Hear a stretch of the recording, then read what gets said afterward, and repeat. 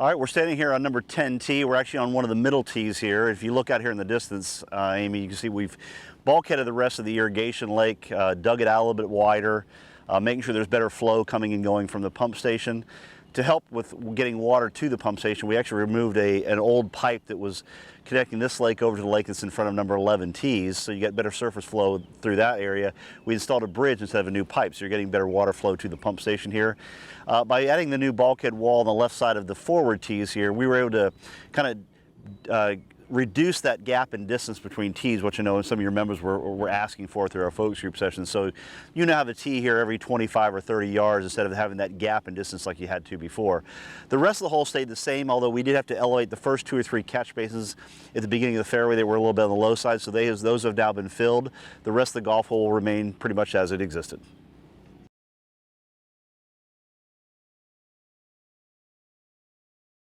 Okay, standing on the back tee on hole number 1, the changes that we've made here, the tees are actually in the same locations.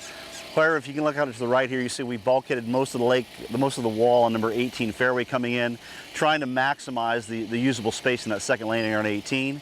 Looking left of the tee here, we've always said we call it in loose terms a frog pond. That's where the tennis courts have their irrigation drawing out of it from the pump station that's over here to our left.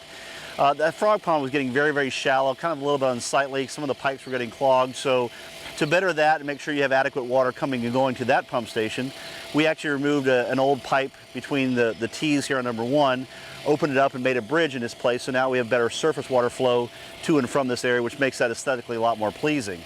If you look down the fairway a little bit, you won't see really any substantial changes other than, again, raising some of the first catch basins on the other side of the lake here. The hole itself is pretty much the same.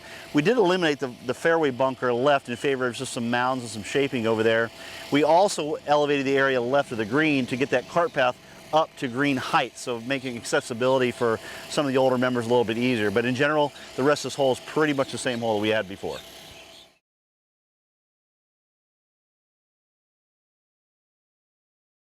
All right, Amy, last time we were here about 2 weeks ago, you didn't see a whole lot of bulkhead work, and all that's kind of evolved in the last 10 or 12 days. So we've now got your tees, I would say, at least 50% larger than they used to be. So for this par 3 now, you've got plenty of tee area.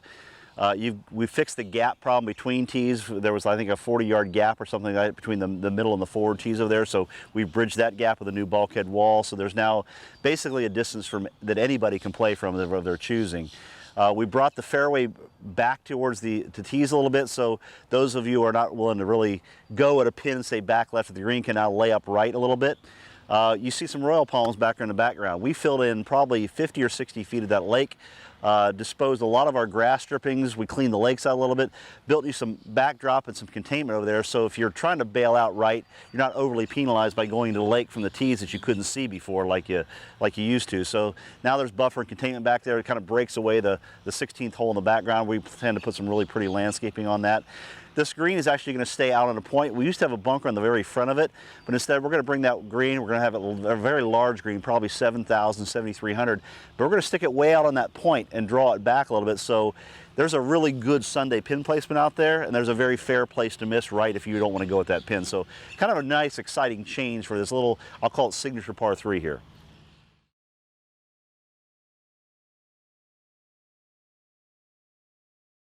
So what we're doing here on 7 green will actually come down a little bit to lessen that slope that was on the right hand side of 7 green. So when we take that green down, it's naturally going to shift just a little bit to the west, which will allow the tees on 6 to actually move over to the west as well, so just slightly.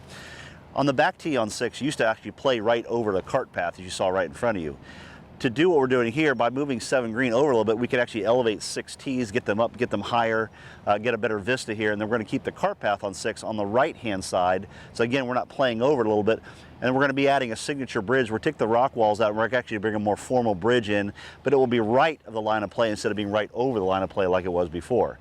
If you're looking out there in the fairway and you start to see all these piles of dirt, what we're doing there is we're literally raising this entire fairway by anywhere from 12 to 18 inches. The goal in that is we're trying to make sure that all the minimum grades, or the areas around your lowest points or your catch basins, are at least 2.5 feet above what we call the controlled water table. The controlled water table is the elevation by which water leaves the site at Hunter's Run through weir structures into the Lake Worth and South Florida Water Management canals. Why we target 2.5 feet above control is very similar to if I had a bucket of water and I took a paper towel and half submerged it in the water, so it's half submerged and half above, and you just held it there, you see the water actually creeping up the paper towel. If you don't believe me, try it at home. You'll see it actually working up. The same thing happens under your fairway, where your water table is actually under your fairway, but it's actually higher because it's doing the same thing that's in the paper towel. It's actually creeping up the soil profile until gravity takes over. So we want to make sure those minimum grades are high enough where gravity is stronger than the capillary rise of water, which is that perched water table, so that perched water table stays below the surface, so your surface is always dry.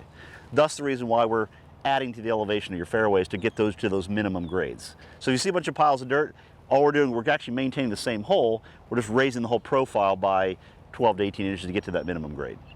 The rest of the hole on 6 will be very much the same.